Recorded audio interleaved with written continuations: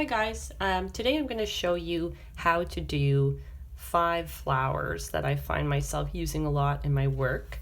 We're going to do a daisy, a snapdragon, some white yarrow, sunflower, and some lavender. So I've started off with the stems. I've used backstitch primarily and fishbone stitch on the leaves. So we'll start off with a daisy. I'm going to show you 2 ways to do a daisy. The first method, using all 6 strands of floss, and I'm using a size 3 needle. I'm basically just going to be using satin stitch. So I've drawn out in washable marker where I want my petals, and I'm just going to pretty much follow that guide. So these are nice big chunky stitches.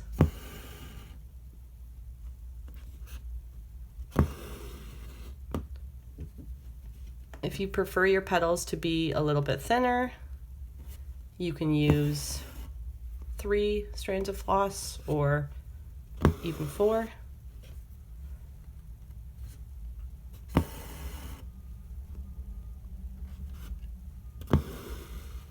And it's just really simple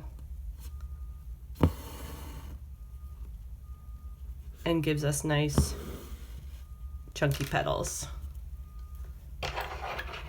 The second way I'm going to show you how to do, instead of using all 6 strands, I'm going to switch and use 2 strands of floss. And for that I will use a size 9 needle. Give me just 1 second to thread it here.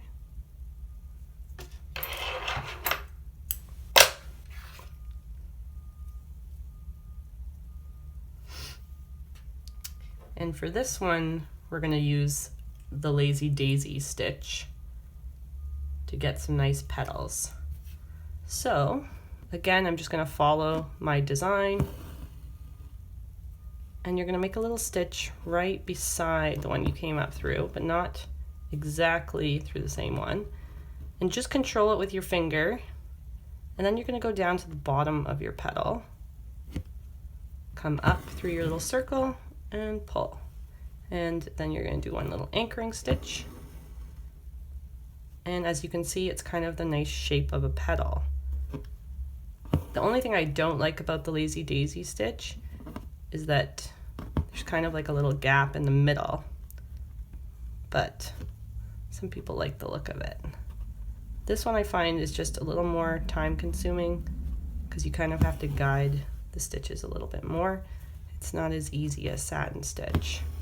And there's a little anchoring stitch.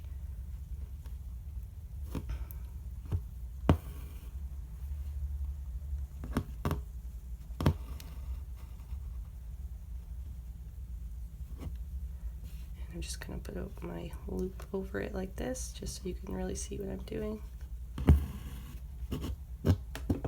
Oh, got a knot at the back there, but usually you can sort it out.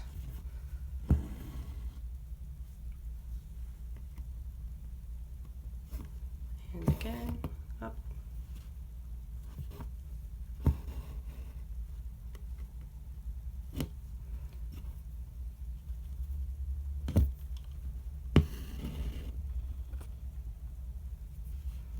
And we'll go back at the end and snip away those unwanted little pieces that come up through the bottom.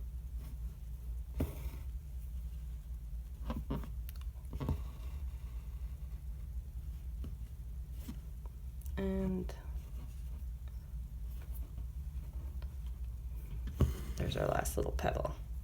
So that's another method of making a daisy using Lazy Daisy stitch. Now for the middles of these daisies, I'm going to use French knots. And again, I am using 2 strands of floss and the same size 9 needle. I find for French knots, if you want them to look nice and delicate and small, it's better to use only 2 strands, or even 1 if you want them to be really, really small. So coming up and wrapping once, twice, and then down very close to where you came up, holding it really tight to maintain that control. And I'm just going to fill in this whole space.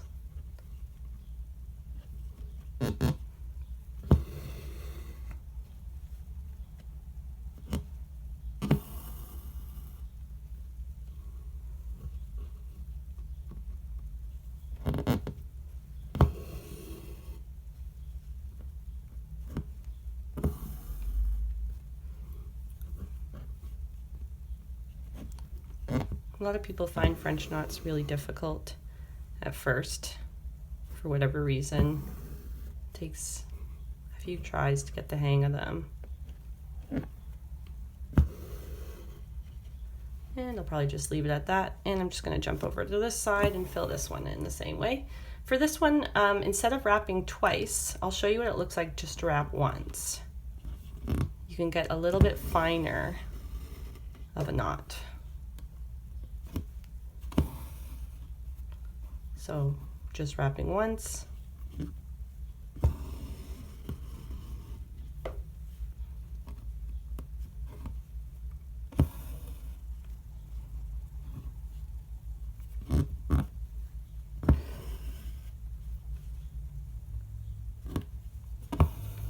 Obviously it takes a little bit longer because your knots are going to be smaller.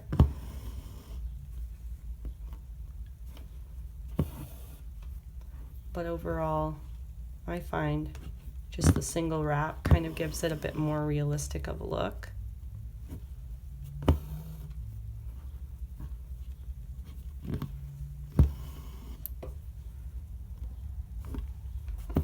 And then you just sort of fill it in and get it the shape that you want it to be.